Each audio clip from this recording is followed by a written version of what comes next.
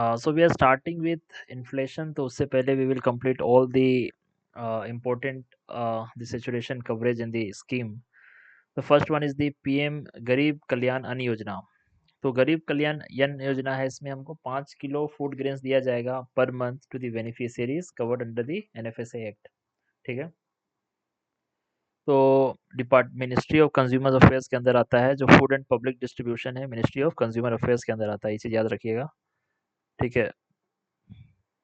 जनवरी 2024 से it has been extended for 5 years. ठीक है. It effectively made NFSA food grains zero cost for the poor. World largest food security programme है. ठीक है. अ, इसके बाद है Deendayal Antyodaya Yojana, national rural livelihood mission. अब नेशनल रूरल लाइवलीहुड मिशन में क्या है, रूरल पुअर वुमेन को ऑर्गेनाइज करना है सेल्फ हेल्प ग्रुप में, और they need to provide them a revolving fund and the bank linkages for the self employment. तो मिनिस्ट्री ऑफ रूरल डेवलपमेंट का है योजना, Deendayal Antyodaya Yojana, national rural livelihood mission. ठीक है. उसके बाद the focus is on the लखपति दीदी स्कीम. सो लखपति दीदी स्कीम क्या है, जो 3 crore self help group women है to earn an annual income of at least 1 lakh. ठीक है. तो then there is an Ayushman Bharat scheme. तो आयुष्मान भारत प्रधानमंत्री जन आरोग्य योजना. तो इसमें हेल्थ कवर आपका 5 lakh per family for secondary and tertiary hospitalisation, ये बोलना होगा. ठीक है. और ministry of health and family welfare के अंडर आता है नेशनल हेल्थ अथॉरिटी, वो इसका मिनिस्ट्री है. ठीक है. फुल्ली गवर्नमेंट फंडेड है, इंटाइटलमेंट बेस्ड है. ठीक है. ACCC 2011 के हिसाब से प्री एग्जिस्टिंग डिजीज को फ्रॉम डे 1 कवर करता है, allows for portable treatment across India. ठीक है. PM आवास योजना को समझिए, ये ग्रामीण अर्बन है, तो we need to provide pucca house with basic amenities, water, sanitation and electricity to all households. तो हाउस के साथ एम्यूनिटीज भी है. ठीक है. And those living in dilapidated houses. तो मिनिस्ट्री ऑफ रूरल डेवलपमेंट हो गया ग्रामीण के लिए, ministry of housing and urban affairs हो गया अर्बन के लिए. ठीक है. The house is generally allotted in the name of the female head of the family. तो प्रधानमंत्री आवास योजना ग्रामीण unit assistance is shared between centre and state in 60-40, 90-10 का रेशियो में है. ठीक है. जल जीवन मिशन है, तो जल जीवन है कि functional house hold tap connection होना चाहिए, हर घर जल. तो डिपार्टमेंट ऑफ मिनिस्ट्री ऑफ जल शक्ति के अंडर आता है जल जीवन मिशन, मिनिस्ट्री ऑफ जल शक्ति, याद रखिए. तो कम्युनिटी मैनेज्ड अप्रोच है, जहाँ पे ग्राम पंचायत या जो पानी समिति है maintains their own water supply system. ठीक है. प्रधानमंत्री जन धन योजना, जन धन योजना फाइनेंशियल इंक्लूजन के लिए है. ठीक है. तो मिनिस्ट्री ऑफ फाइनेंस का एक स्कीम है आपका प्रधानमंत्री जन धन योजना. ठीक है. रुपे डेबिट कार्ड देता है, 2 लाख एक्सीडेंटल इंश्योरेंस है, 10,000 का ओवरड्राफ्ट फैसिलिटी है. It is a foundation for Jan Dhan Aadhaar mobile Trinity के लिए. तो देयर इज ए प्रधानमंत्री जनमन स्कीम, जनजाति आदिवासी न्याय महाअभियान. तो असेंशियल सर्विस देना है पीवीटीजीज को, पीवीटीजीज के लिए है जनमन योजना. ठीक है. तो nodal ministry ministry of tribal affairs है. तो 11 क्रिटिकल इंटरवेंशन क्या है, ये चीज़ समझिए. पीएम स्वनिधि स्कीम, स्वनिधि आपका हाउसिंग एंड अर्बन अफेयर्स का है, कि जो street vendors to resume their livelihoods, उनको collateral free working capital loans दिया जा रहा है. ठीक है. तो एक इनिशियल लोन दिया जाता है 10,000 का with higher amounts upon timely repayment. ठीक है. It encourages digital transactions by providing cashback to the vendors. ठीक है. इसके बाद प्रधानमंत्री उज्ज्वला योजना. तो प्रधानमंत्री उज्ज्वला योजना है, we need to provide LPG connections to women below poverty line जो है. ठीक है. तो प्रधानमंत्री Ujjwala Yojana ministry of petroleum और नेचुरल गैस का है. ठीक है. Allows for self declaration for migration act as a proof of address. ठीक है. इंडोर पोल्यूशन, तो अगर कोई माइग्रेशन है वो भी प्रधानमंत्री उज्ज्वला योजना का फ़ायदा उठा सकता है. संसद आदर्श ग्राम योजना, आदर्श ग्राम योजना आपका मिनिस्ट्री ऑफ रूरल डेवलपमेंट का है. तो जो मेंबर ऑफ पार्लियामेंट है वो अडॉप्ट करेगा एक ग्राम पंचायत को. ठीक है. तो फूड सिक्योरिटी के लिए ग्राम कौशल विकास प्रधानमंत्री गरीब कल्याण अन्न योजना है, ये आपका NFSA के साथ मर्ज हो गया है. प्रधानमंत्री आवास योजना हो गया, जल जीवन मिशन हो गया, जनमन स्कीम हो गया, जन आरोग्य योजना हो गया, स्वनिधि स्कीम हो गया, ये सब समझ लो. ठीक है. अब let's talk about inflation.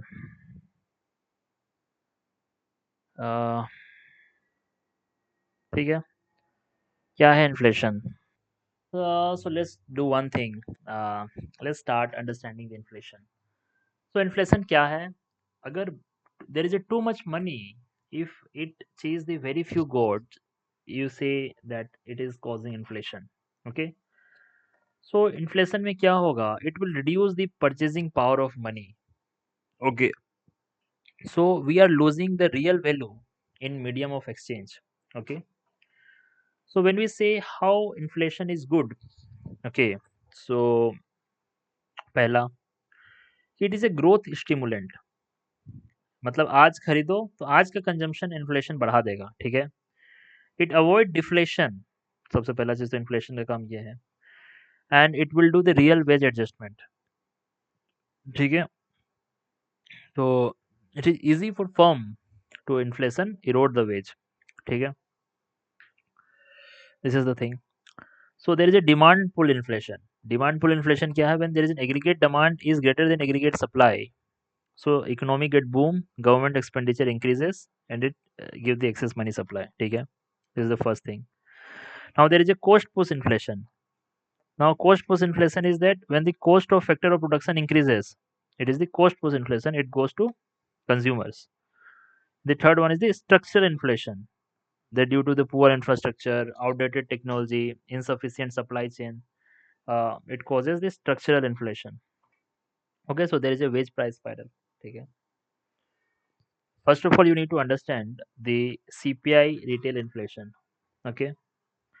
So CPI retail में हम लोग को हाउस होल्ड इन्फ्लेशन पता चलता है, ठीक है। ये कौन निकालता है? NSO under the MoSPI, ministry of statistics and programme implementation, ठीक है। तो हेडलाइन इन्फ्लेशन है अपना सीपीआई रिटेल। तो इसका बेस ईयर 2012 था, अब 2024 हो जाएगा 2026 में, ठीक है। 6 ग्रुप है, 299 आइटम्स है आपका सीपीआई रिटेल में। जो फूड एंड बेवरेजेस है, इट इज अराउंड 45.86%। तो you can say the CPI is very much sensitive to the food and beverages price spike, ठीक है। सीपीआई सीपीआई रिटेल समझ गए। Then CPI combined is there. So CPI combined में rural CPI और CPI urban हो जाएगा। तो Urjit Patel committee 2014 में रिकमेंड किया था डब्ल्यूपीआई को रिप्लेस करके सीपीआई कंबाइंड को एज ए एंकर डिसाइड करना, ठीक है। So CPI retail, CPI combined, NSO निकालता है। लेबर ब्यूरो 3 चीज निकालता है। CPI industrial worker. So industrial worker CPI की क्या कॉस्ट ऑफ लिविंग है इंडस्ट्रियल वर्कर का? सो ऑर्गेनाइज सेक्टर में जो मैनुअल वर्कर्स काम करते हैं 7 सेक्टर्स में, उसके लिए है।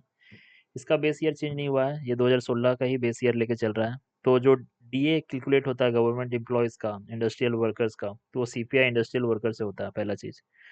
देन दिया सीपीआई एग्रीकल्चर लेबरर, इसका बेस ईयर 2019 है।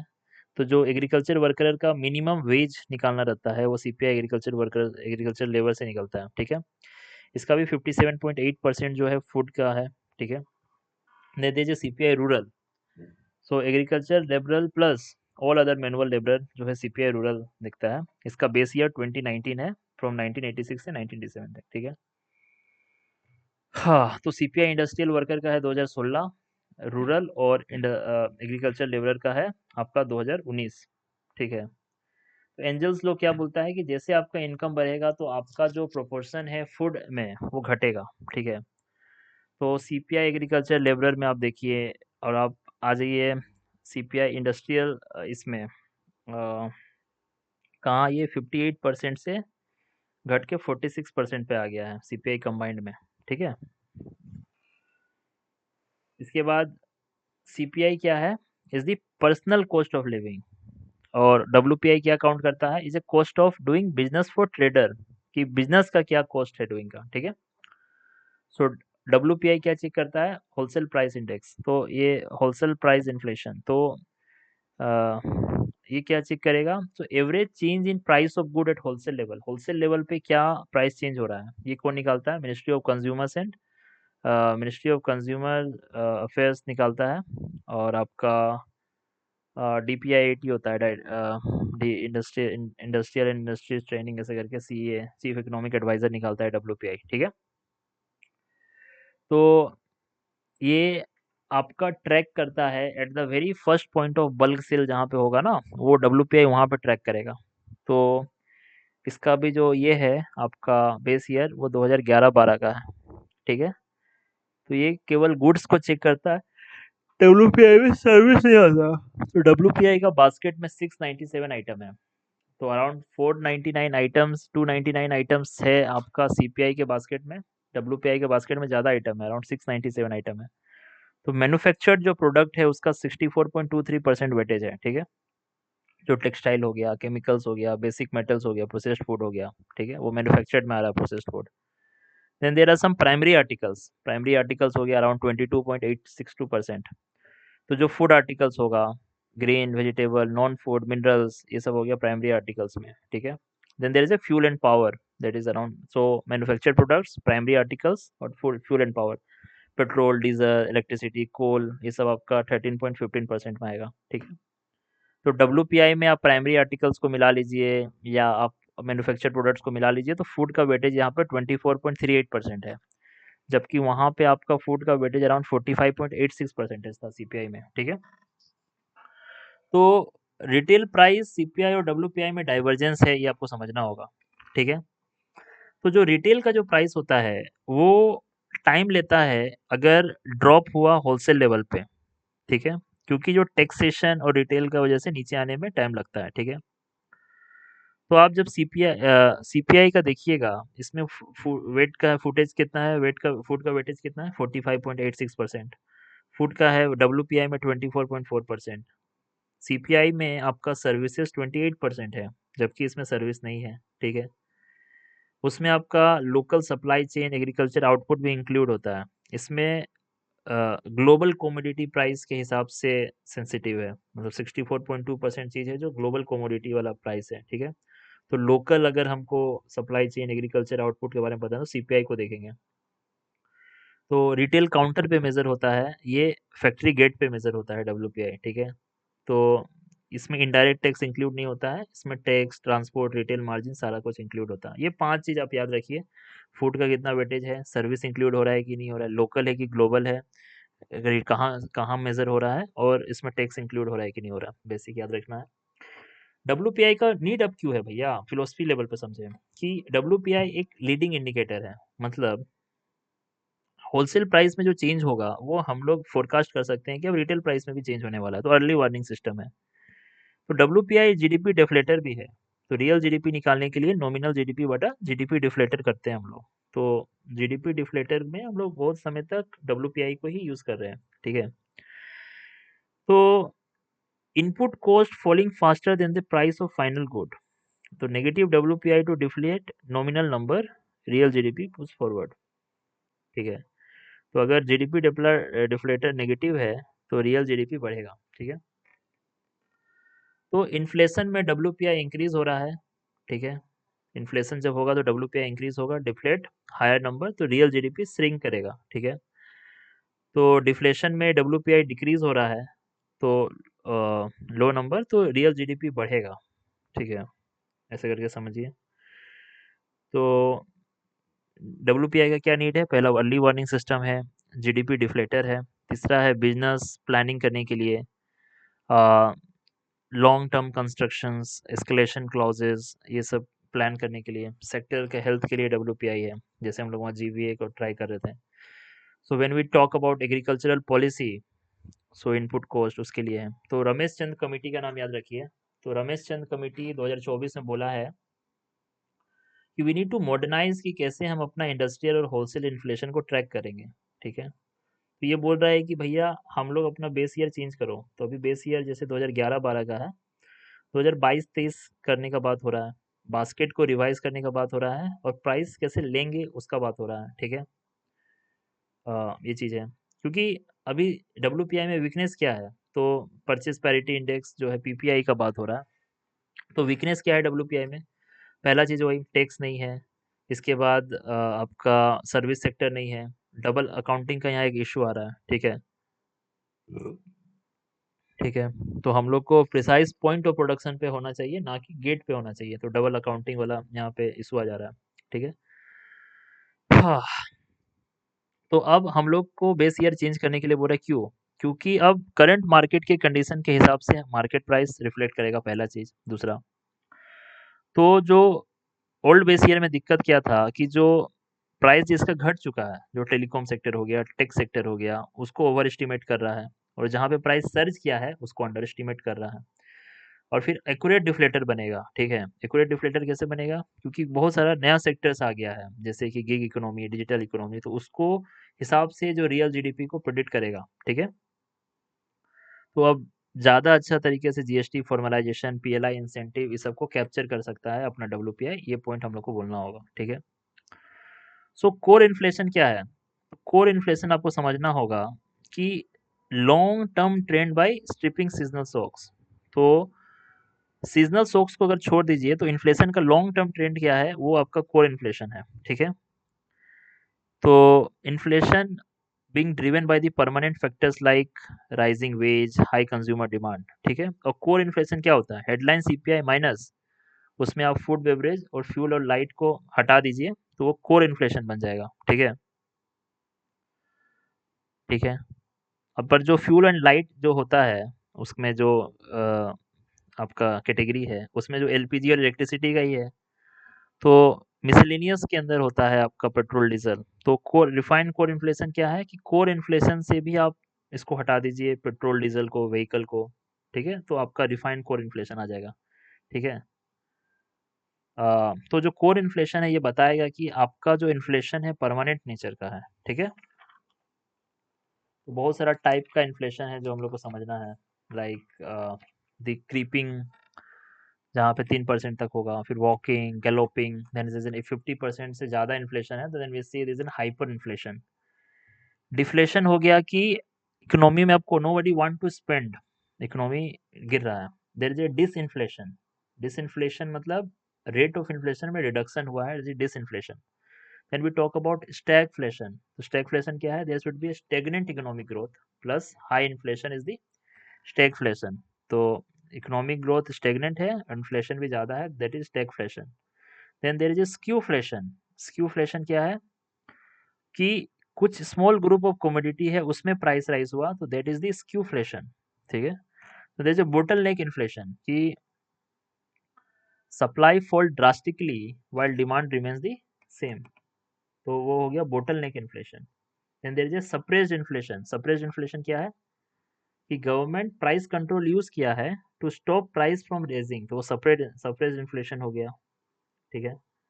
अब इन्फ्लेशन टैक्स क्या है कि गवर्नमेंट गेन कर रहा है क्योंकि रियल वैल्यू उसका डेप्ट श्रिंक हो रहा है, तो इन्फ्लेशन टैक्स बोलते हैं उसको। तो इन्फ्लेशन टैक्स समझ गए, सप्रेस्ड इन्फ्लेशन समझ गए, बोटल नेक इन्फ्लेशन समझ गए कि supply fall drastically while demand remains the same, ठीक है। तो बोटल नेक इन्फ्लेशन हो गया। इसके बाद आप समझिए, आप इसके बाद समझिए स्क्यूफ्लेशन। स्क्यूफ्लेशन हुआ कि किसी स्मॉल ग्रुप ऑफ कमोडिटी में ही बढ़ गया है। स्टैगफ्लेशन में कि इकोनॉमिक ग्रोथ भी स्टेगनेंट है, इन्फ्लेशन भी ज़्यादा है, स्टैगफ्लेशन हो गया। डिसइन्फ्लेशन हो गया कि रेट ऑफ इन्फ्लेशन में रिडक्शन है, दैट इज द डिसइन्फ्लेशन, ठीक है। सो क्या क्या इफेक्ट दिखेगा इन्फ्लेशन का? तो पहला चीज है कंज्यूमर। कंज्यूमर में consumer is a primary loser, ठीक है। तो purchasing power is decreasing, standard of living is decreasing, ठीक है। This are the two things. Then there is a producer. तो प्रोड्यूसर में producer is a short term winner but is a long term हम लोग को नहीं पता। तो इन्फ्लेशन में कंज्यूमर लूजर है कि जो मेरा परचेजिंग पावर है कम हो रहा है, मेरा स्टैंडर्ड ऑफ लिविंग कम हो रहा है। प्रोड्यूसर का अगर हिसाब से सोचें तो प्रोड्यूसर शॉर्ट टर्म विनर है क्योंकि उसका जो सेलिंग प्राइस है बढ़ गया, ठीक है। और क्योंकि पर उसका जो कॉस्ट है फिक्स है ईयर, तो उसका जो एग्जिस्टिंग स्टॉक है उसका इंक्रीज हो गया, बट लॉन्ग टर्म में दिक्कत है, ठीक है।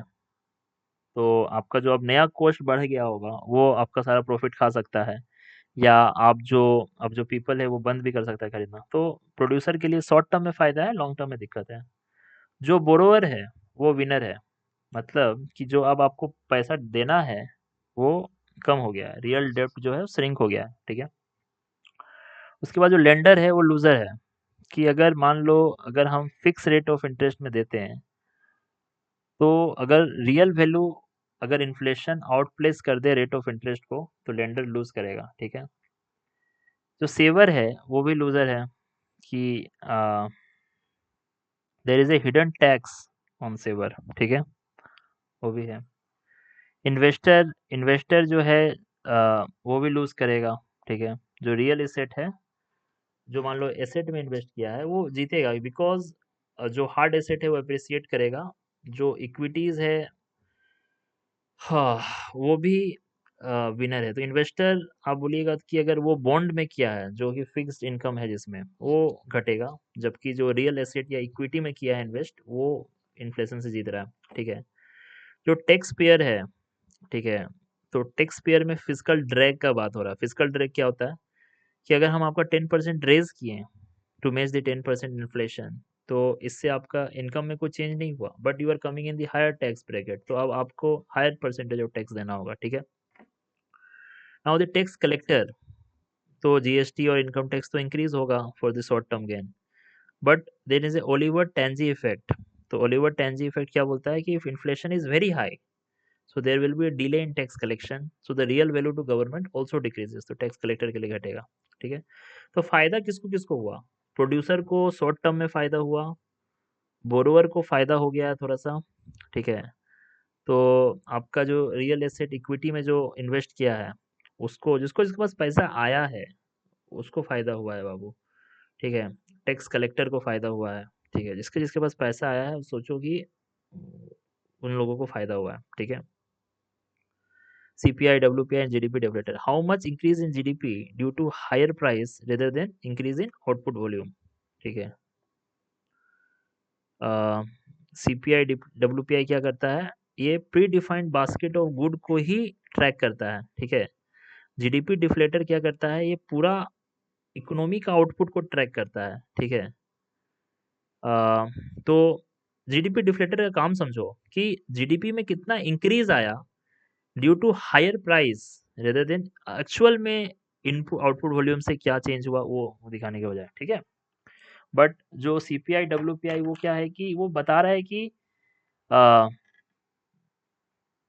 कि जो pre defined basket of good है उसमें क्या सडन चेंज आया, ठीक है। हाँ, तो तीनों चीज में एक बार फिर हम लोग को कंपेयर होना चाहिए, सीपीआई डब्ल्यूपीआई और जीडीपी डिफ्लेक्टर में। तो सीपीआई क्या करेगा? कॉस्ट ऑफ लिविंग निकाल रहा है फ्रॉम द इंड यूजर के पर्सपेक्टिव से, कंज्यूमर के पर्सपेक्टिव से, हाउस होल्ड के पर्सपेक्टिव से, ठीक है। डब्ल्यूपीआई जो है आपका producer trader cost of business के हिसाब से निकाला जा रहा है, ठीक है। और जीडीपी डिफ्लेटर है वो इकोनॉमी वाइड है, वो इकोनॉमी वाइड वो चीज़ देख रहा है कि सारा ही domestically produced goods and service में क्या चेंजेस है, ठीक है। तो इसमें जीडीपी डिफ्लेटर का कोई बास्केट नहीं है। सीपीआई का 299 है, इसका 697 है। इसमें सर्विस इंक्लूड है, इसमें सिर्फ टेंजिबल गुड ही आपका इंक्लूडेड है, ठीक है। अ, ठीक है, इसमें crosses every service with in boundary, boundary के अंदर जो भी है सारे सर्विसेज को भी इंक्लूड कर रहा है। इसमें इंपोर्ट्स इंक्लूडेड है, इसमें रॉ मटेरियल्स फ्यूल्स इंक्लूडेड है, इसमें इंपोर्ट्स एक्सक्लूडेड है जीडीपी डिफ्लेटर में, ठीक है, क्योंकि जीडीपी में काउंट हो रहा है, ठीक है। जीडीपी में काउंट हो रहा है ना। उसके बाद इनडायरेक्ट टैक्स को समझिए, इनडायरेक्ट टैक्स इसमें इंक्लूड है। ये बेसिक प्राइस करता है, बेसिक प्राइस तो आपका अ, जो प्रोडक्शन टैक्स है वो काउंट होता होगा, प्रोडक्ट टैक्स काउंट नहीं होता होगा। इनडायरेक्ट टैक्स एक्सक्लूडेड है डब्ल्यूपीआई में, ठीक है। उसके बाद आपका जीडीपी मार्केट प्राइस और GDP factor cost per depend करता है, ठीक है। फूड वेट इसमें कम है 45.8%, इसमें 24.4% है। जीडीपी डिफ्लेटर एक्चुअल शेयर बताता है, ये एनएसओ का मंथली है, ये आपका चीफ इकोनॉमिक एडवाइजर बता रहा है, ठीक है, from ministerial source and factories. तो ये मंथली डेटा है, सीपीआई का डब्ल्यूपीआई का भी मंथली डेटा आता है, जीडीपी डिफ्लेटर क्वार्टरली डेटा आता है। इन्फ्लेशन टारगेटिंग के लिए सीपीआई यूज़ होता है, कॉस्ट पुश प्रेशर देखने के लिए हम लोग का डब्ल्यूपीआई यूज़ होता है, जीडीपी एस्टिमेशन करने के लिए जीडीपी डिफ्लेटर यूज़ होता है, ठीक है। तो सीपीआई कभी कभी क्या होता है ना, इन्फ्लेशन को ओवर स्टेट कर देता है, ठीक है। जैसे कि मान लो सीपीआई में बास्केट है तो, बट एक्चुअल में ऐसा होता नहीं है। जैसे एक एप्पल का प्राइस बढ़ा तो लोग केला खरीद लेंगे ऐसा करके, ठीक है। तो डब्ल्यूपीआई से पीपीआई में मूव करने का बात हो रहा है, ठीक है। तो इमीडिएट पॉलिसी मेकिंग के लिए सीपीआई को एंकर माना जाता है, ठीक है। तो सीपीआई कैप्चर इंपोर्ट को प्राइस राइज को देखती है, क्योंकि इंपोर्ट से जो प्राइस राइज हुआ वो सीपीआई कैप्चर करता है, डब्ल्यूपीआई नहीं करता है, इस समझ गया ना। तो डब्ल्यूपीआई जो है रॉ मटेरियल्स को, फ्यूल्स का इंपोर्ट देखता है, ठीक है। बाकी वो सब का इंपोर्ट नहीं देखता है, ठीक है। ठीक है, तो डब्ल्यूपीआई भी इंपोर्ट को देखता है, ठीक है, ये चीज़ याद रखना है। हाँ, तो सीपीआई वेट में आपको समझना है कि सीपीआई जो पहले क्या चेंज हुआ है, पहले 2022-23 का हाउस होल्ड कंजम्पशन एक्सपेंडिचर सर्वे यूज़ करता था, अब ये 2023-24 का यूज़ करेगा, ये चीज़ आपको याद रखना है, ठीक है। और इसमें एक सीएफपीआई होता है, सीएफपीआई क्या होता है कि जो फूड एंड बेवरेजेस के अंदर आपका 12 है ना, उसका 45.86%, उसमें 10 चीज़ लेगा आपका, ठीक है। इसमें आपको नॉन अल्कोहलिक बेवरेज हटा देगा, और प्रिपेयर्ड मील, स्नैक्स, स्वीट, ये सब हटा देगा। उसके हिसाब से आपका consumer food price index calculate होगा, ठीक है। तो ये आपका क्या सस्टेनेंस कॉस्ट है हाउस होल्ड का, उस पर डिपेंड करता है, ठीक है। तो आप अगर आप देखिएगा जो 5 सेक्टर हम लोग लेते हैं, फूड एंड बेवरेजेस जो है, अगर सीपीआई रूरल में आप देखिए वो 54% है, और सीपीआई अर्बन में दैट इज अराउंड 36.29%। तो रूरल इन्फ्लेशन जो है फूड इन्फ्लेशन है। हाउसिंग हम लोग काउंट नहीं करते हैं रूरल इन्फ्लेशन में, जबकि अर्बन स्फीयर में है। तो फूड एंड बेवरेजेस हो गया, हाउसिंग हो गया, फ्यूल एंड लाइट हो गया। फ्यूल एंड लाइट का ज़्यादा शेयर है आपका सीपीआई रूरल में, तो रूरल ज़्यादा स्पेंड करता है फ्यूल में, इसलिए हम लोग उज्ज्वला स्कीम लाएंगे फ्यूल के लिए, ठीक है। क्लोथिंग एंड फुटवेयर, ये भी आपका रूरल में ज़्यादा है। मिसलेनियस आपका शहर में ज़्यादा है, ठीक है, ये चीज़ याद रखिए। हाँ, तो इसके बाद हाउसिंग आपका अर्बन में घुस जाएगा, तो अर्बन जीरो है इसमें। तो एक है index of industrial production. So index of industrial production NSO निकालता है, is a monthly data, high frequency data है। बेस ईयर इसका 2026 के बाद 2022-23 हो जाएगा। तो जो सीपीआई है उसका जो वेट है वो आपका 2023-24 का है। बाकी जो डब्ल्यूपीआई हो गया, आपका आईआईपी हो गया, वो 2022-23 का ही लोग बात कर रहे हैं, ठीक है। ये चीज़ याद रखिए। जो इसका वेट है ये है जीवी of industrial sector in base year, ठीक है। अब आईआईपी का क्या काम है, ये वॉल्यूम इंडेक्स है कि कितना physical quantity of goods produce हुआ। सिर्फ प्राइस चेंज नहीं चेक कर रहे हैं हम लोग, एक्चुअल में कितना वॉल्यूम हुआ, ठीक है। तो आईआईपी जो है वॉल्यूम ट्रैक करता है, जबकि जो जीवीए है वो वैल्यू एड चेक करता है कि कितना आउटपुट माइनस इनपुट, ठीक है। तो इंडेक्स ऑफ इंडस्ट्रियल प्रोडक्शंस को फिर से एक बार समझ लेते हैं कि जो आपका इंडेक्स ऑफ इंडस्ट्रियल प्रोडक्शन है वो आपका एनएसओ का मंथली डेटा है, दैट हायर फ्रीक्वेंसी डेटा है। तो 2022-23 में सिर्फ देखो सीपीआई जो आपका कंबाइंड है, सीपीआई का उसका जो हाउस होल्ड कंजम्पशन एक्सपेंडिचर सर्वे से हम लोग ले रहे हैं, वो 2023-24 का डेटा ले रहे हैं, बाकी सबका 2022-23 का डेटा है। तो जो आपका आईआईपी और जीवीए में बेसिक अंतर क्या है कि जो आईआईपी है वो ट्रैक कर रहा है वॉल्यूम को, जबकि जो जीवीए टेक कर रहा है क्या वैल्यू ऐड हो रहा है, क्या आउटपुट माइनस इनपुट, ठीक है।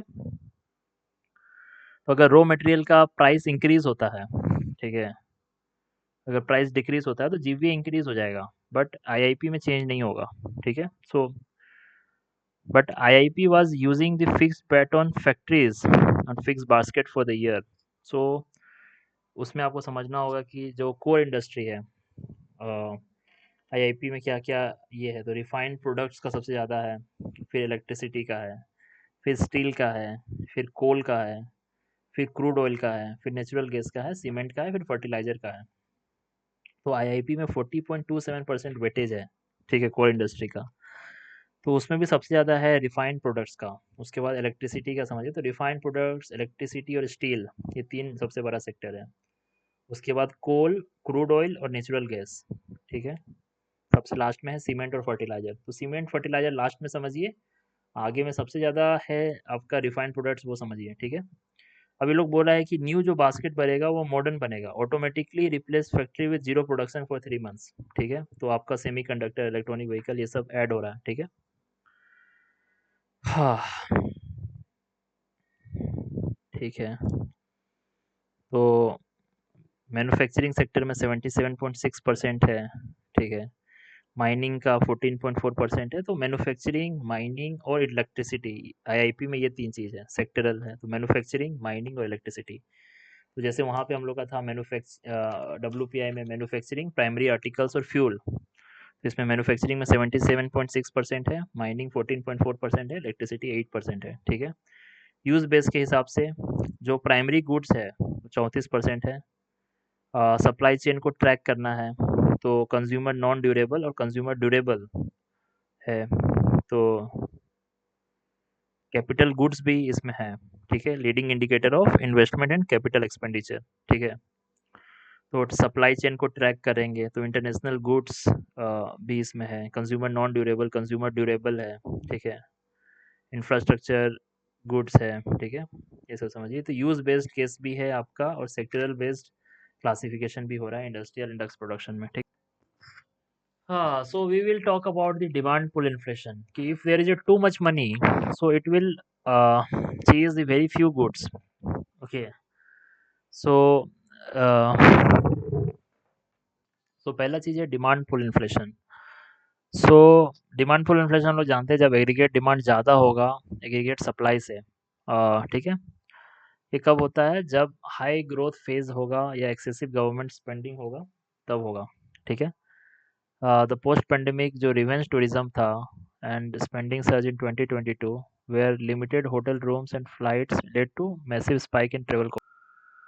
So okay, we think about the demand pull inflation. So demand pull inflation, while a sign of a vibrant economy, necessitates a calibrated tightening of money supply to ensure overheating does not erode the real income of consumer. ये आपको बोलना होगा। ठीक है, cost push inflation होता है कि cost of production बढ़ गया तब।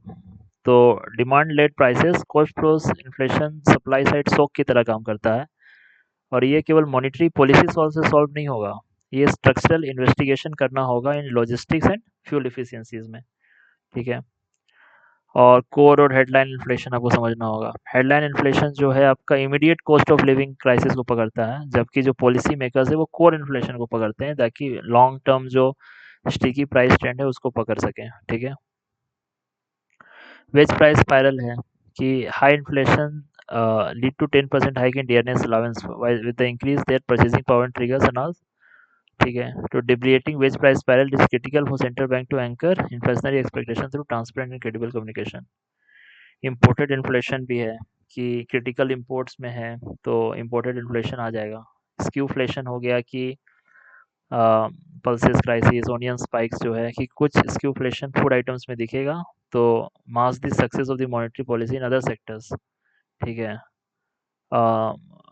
Farm to fork supply chain reforms. ठीक है, इन्फ्लेशन टैक्स का बात हो रहा है कि मान लो आपको पेंशन मिलता था, जो 6% fewer groceries this year compare to the last year because the inflation effectively at 6% tax on the wealth. Okay, so by eroding the value of savings, inflation acts like a regressive tax. आप इसको समझिए। ठीक है, तो so it is disproportionately impacting the poor and fixed income earners who lack inflation index. तो अगर आपका inflation index asset नहीं है तो you are losing here. So shrinkflation. So shrinkflation है कि 100 ग्राम soap bar being reduced to 85 gram but the price remain fixed at 40. So consumer feels the price is stable but the unit price is actually inflated. So this rising trend of shrinkflation. So FMCG sector poses a challenge for traditional inflation measurement as it hides the true extent of consumer welfare loss. समझ रहा है? ये shrinkflation है, तो hidden price hike है कि जो 40 रुपये दाम बढ़ाया नहीं बट उसका वजन यूनिट प्राइस चेंज कर दिया, तो दिस इज श्रिंकफ्लेशन। इसको समझना है। सो इन्फ्लेशन टारगेटिंग, तो inflation targeting is a macro economic stability के लिए जरूरी है। बेस इफेक्ट हम लोग चेंज कर रहे हैं विच कैन ओवर एक्सनरी मॉनिटरी इंस्टेंसेस को। ठीक है, ये चेक करने के लिए। ठीक है, इन्फ्लेशन